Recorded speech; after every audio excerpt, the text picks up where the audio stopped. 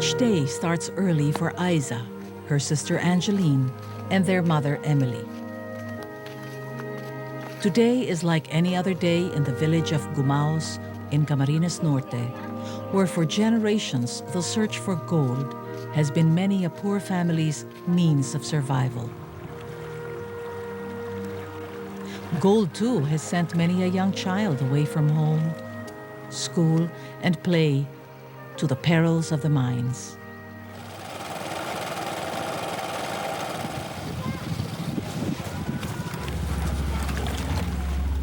Isa is unsure of her age, but she knows that she's been working in the mines for as long as she can remember. Isa learned from her mother, and 6-year-old Angeline is now learning from her. Last year, Isa's mother fell ill,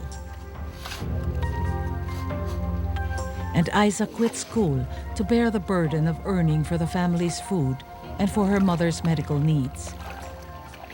Siya po ang bumubuhay sa amin, nasa ospital po ako. Halos din nga po siya nakapasok.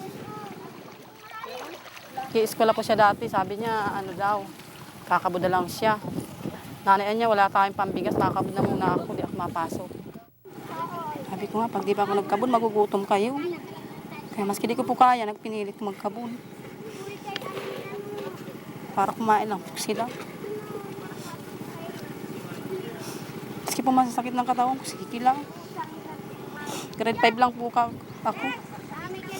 Gusto ko po huwag silang mag-ayos sa amin. Hindi sila mahirapan. Gusto ko po makatapos sila, makaano ng trabaho. Ano po nang gusto nila. Kaso po wala naman po sa kanila maipaaral. Since then, from 8 to 5 every day, Isa, along with other child mine workers, stands in the mercury-laden waters of the gold mines, shoveling mud, or bends over her pan while swirling sand, looking out for that shiny speck of dust. Putting the bits together, gold the size of a grain of rice would earn Isa roughly 20 pesos. Today, after about 2 hours of work under a blazing sun, Isa and Angeline find a speck of gold. The girls know they have to work many more hours to earn enough for the family's food.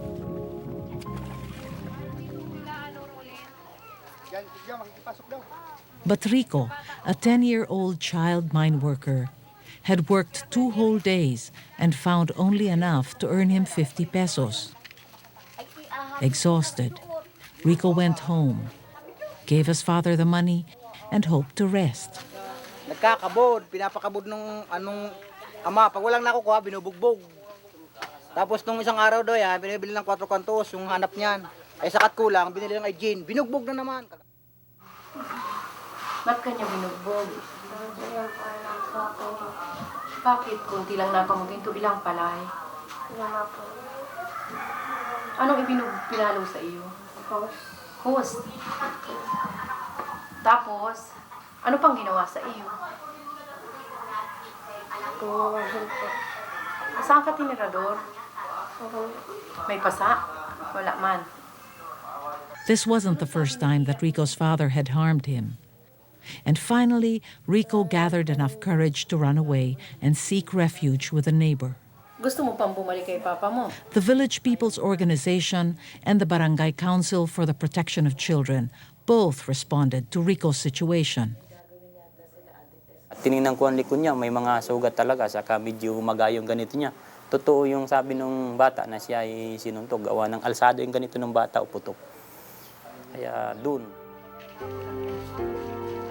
Rico, Isa, and Angeline are among the child mine workers in Camarines Norte, where small-scale gold mining has been going on for generations. In fact, advocates against child labor were once child mine workers themselves. Nag-start akong magtrabaho sa pagmimina. Ay grade 3 ako. Till high school. Graduate ako ng high school.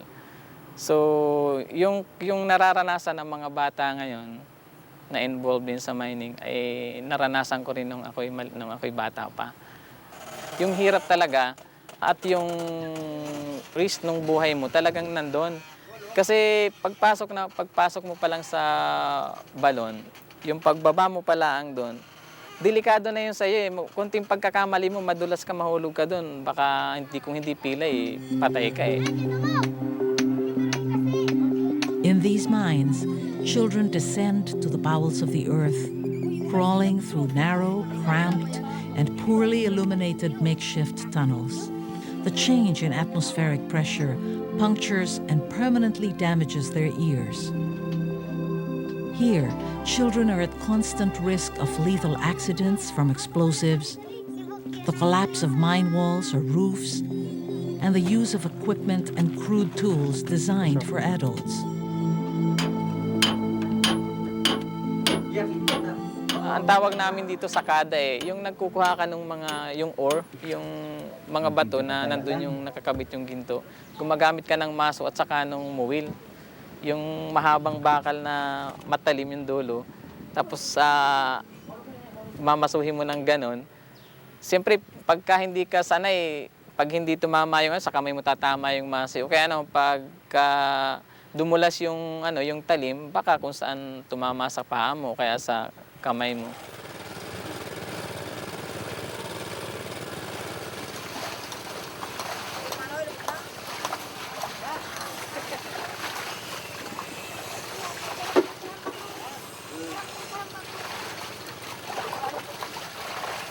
Paglabas mo naman ng balon, di bubuhatin mo na yung nakuha mong mga bato, kaya yung lupa. Dadalhin mo yung sa sapa para doon mo yung pabirikin, doon mo ilagay sa pabirik. So yung paggugumos mo pa lang ng lupa, may kasamang mga bato-bato yun.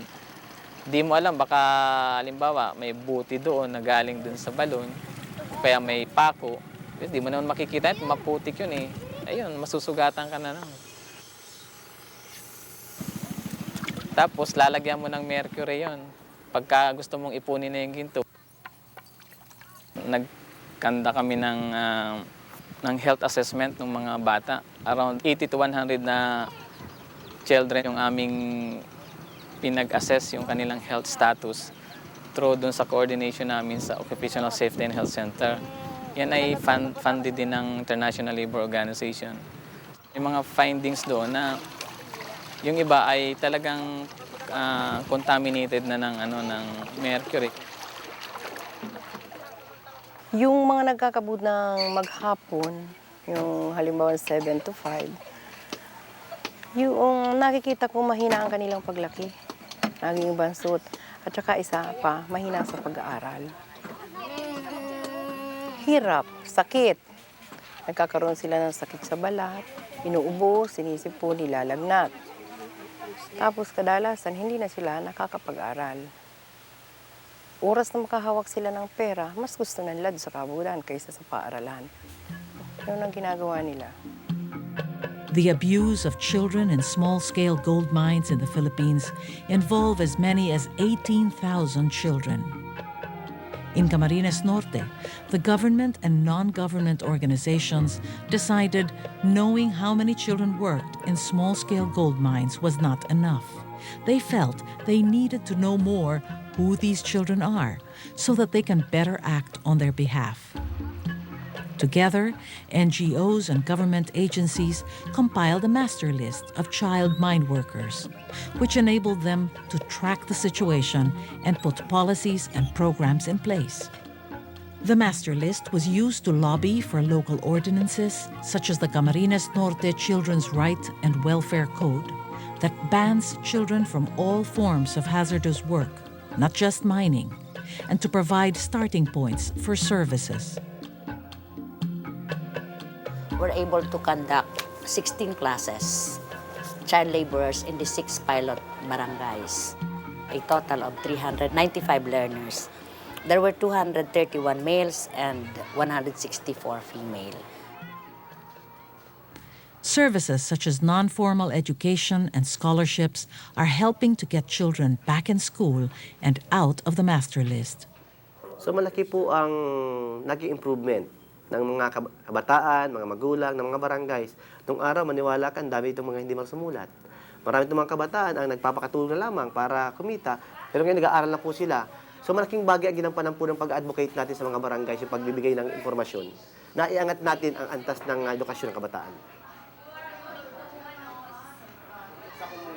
Information dissemination, parents' education, policymaking, and the provision of services are causing change. Samuel, a 10-year-old child mine worker, still feels compelled to work in the mines to help his family. But he is also determined to stay in school. Mas maigi po yung makakabot ka lang po ay Sabado, Linggo, tapos tuwing Lunes hanggang Biyernes po mapasok ka.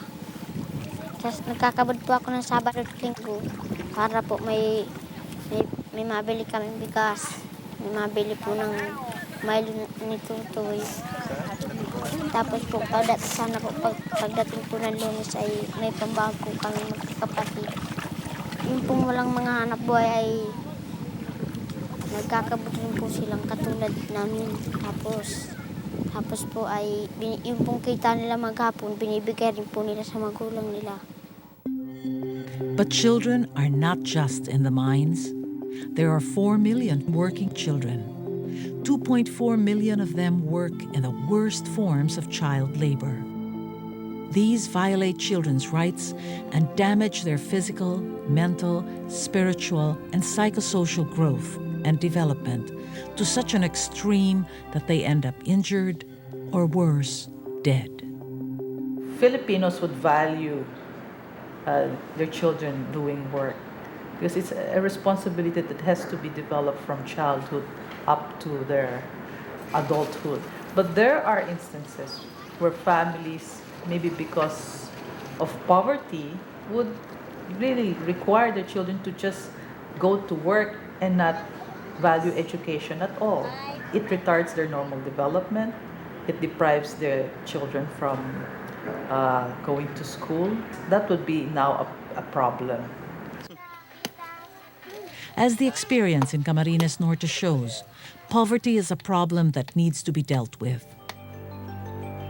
Actions can be taken against the worst forms of child labor, and they are most effective if children are seen within the totality of their family situations.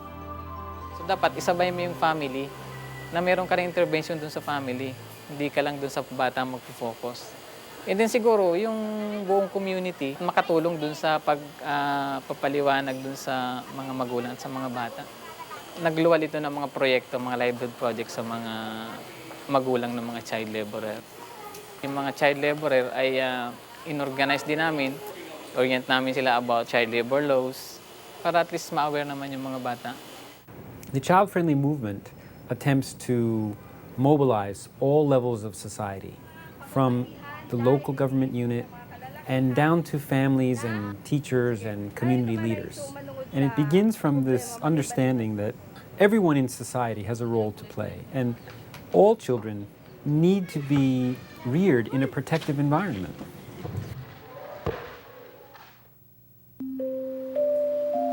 Meanwhile, Rico, the boy who'd found gold but lost his childhood, has found refuge from his father's violence and abuse. He does not quite know what will happen next, but asked what he hopes for in life, Rico ponders his answer.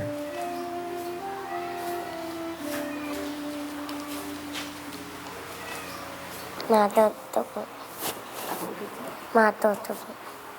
Magbasa at magsulat. Children do not ask for much.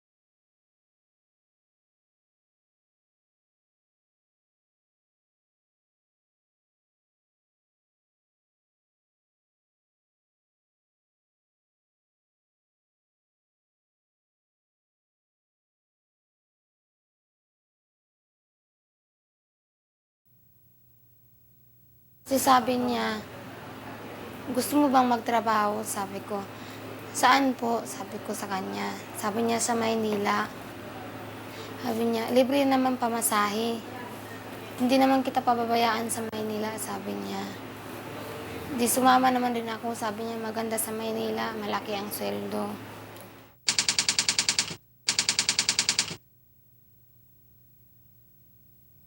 Nangarap rin ako nga, isang buwan, 1.5.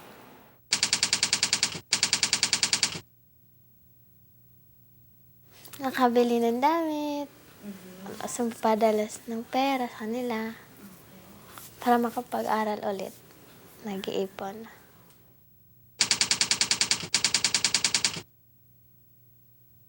Kasi magandang araw Maynila. Magandang araw to, so maganda rin mga tatrabaho.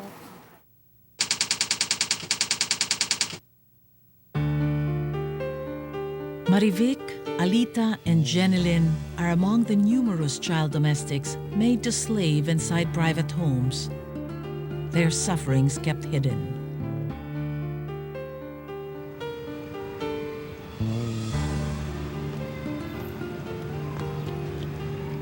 It was right after her grade 6 graduation when Alita was taken by Eileen from Samar to work as her house help. Alita landed in a household of 7 and into a routine that most times gave her only an hour's sleep. Po alas 2, madaling araw, umigising. Nagising ko po sa umaga. Inuuna ko po yung salaming punas ng bintana. Tapos, mga labahin. Inuuna ko niyan. Tapos kung labahin, kuha na yung pagsasaing na para kumain sila.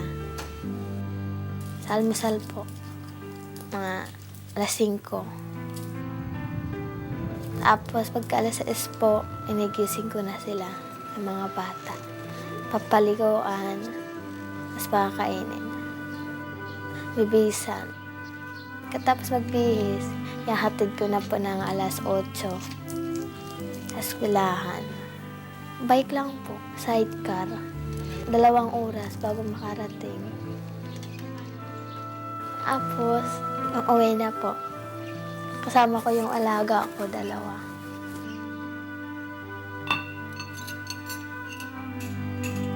Tapos, maghuhugas na ng plato. Tapos kung maghugas ng plato, iniisip ko na lang po yung sasaingin sa tanghalian. Tapos kung magsaing, pinapatulog ko yung mga bata. Paggising ng mga bata na 2, pupunta na naman kami sa eskwelahan, susundo na naman ng alas 2. Pagkasundo, pinagpapatuloy ko na doon yung paglalaba ko. Mas tinuturuan ko pa silang mag-aral sa mga homework nila. Yan. Tapos pag dumadating yung mga magulang, pupunta ako sa palengke. Dumadating yung nanay nila, mga teen. Naglalaro sila hanggang alas 12.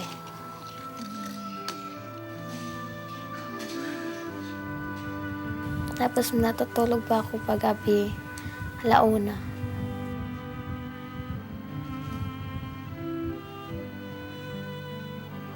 All along, Eileen assured Alita that her parents were receiving her 1,500 peso monthly salary. Alita wrote to her family twice, but not knowing how to mail her letters, asked Eileen to do this for her. But Eileen sent neither.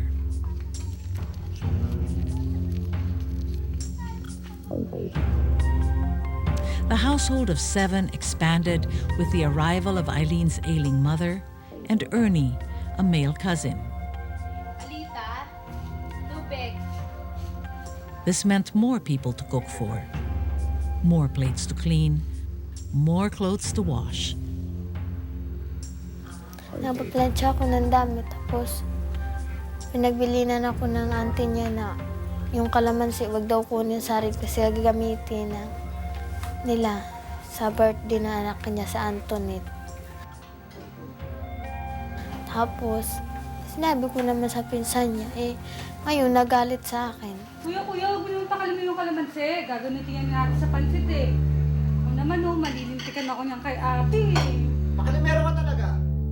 Inagaw niya sa akin yung plancha, tapos akala ko po nakikipagbiruan. Sabi ko, wag, baka kasi mainit, baka mapaso ako.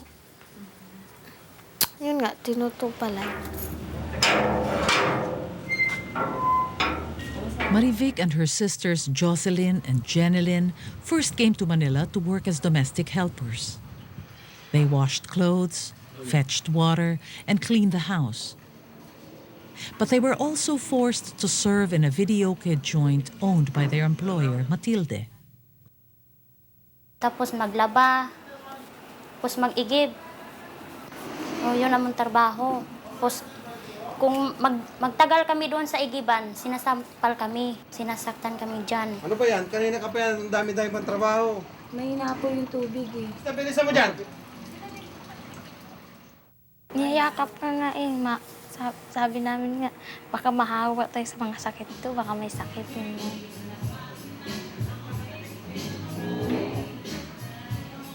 Pag hindi mo tibulan yung nilikramo yung mga lalaki sa amin namin, hindi, sampal na naman kami.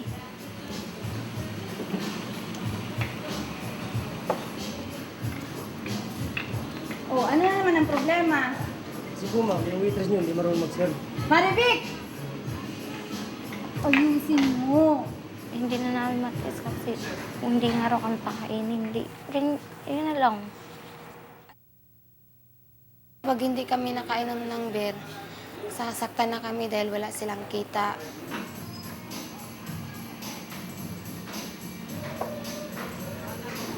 Kasi minsan nakaarating ako ng 10, di lasing na ako. Tapos, pag nalasing nga kami, binubuhusan ako ng tubig. Kasi marami pa daw ang gagawin, bakit daw nalasing na ako.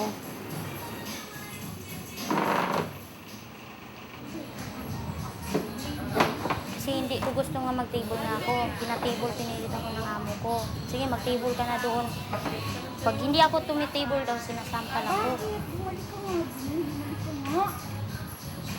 Ngayon, pinilit ako nga, pinainom na akong alak.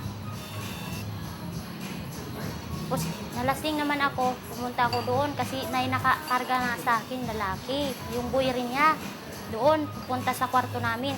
Kasi naligaw yung boy niya sa akin.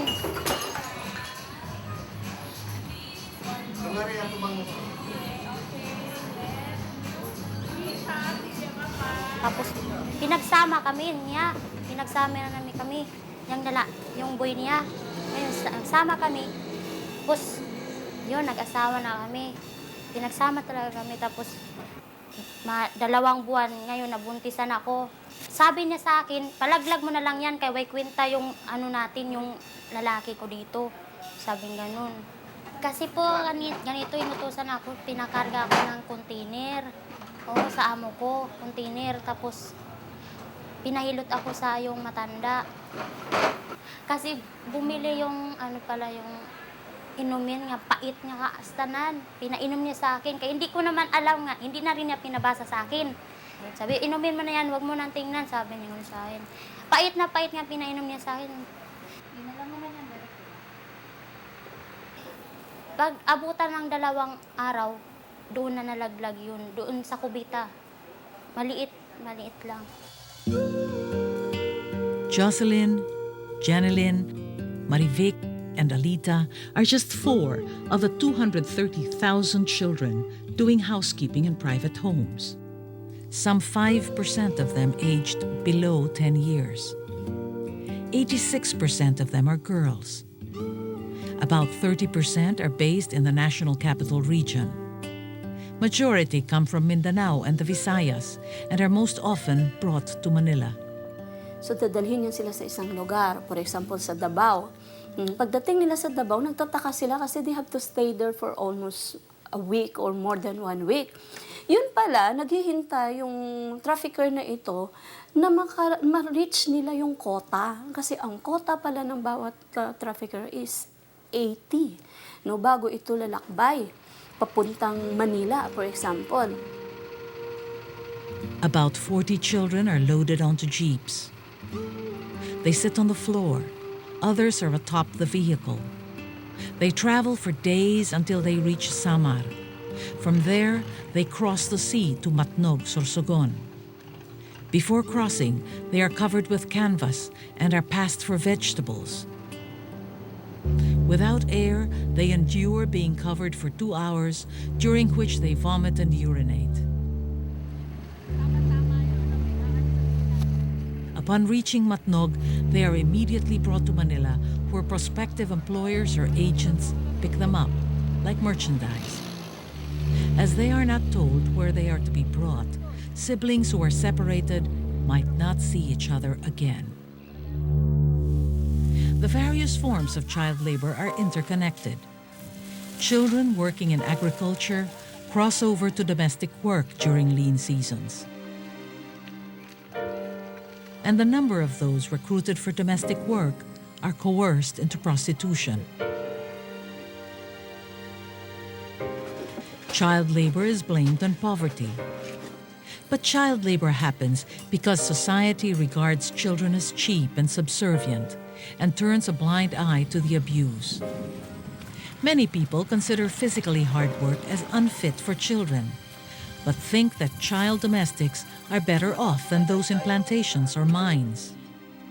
The truth is, domestic work is also a worst form of child labor because child domestics are forced to work alone, away from their family, and are bonded into a routine that prevents them from growing and developing as individuals. Without a support system, a young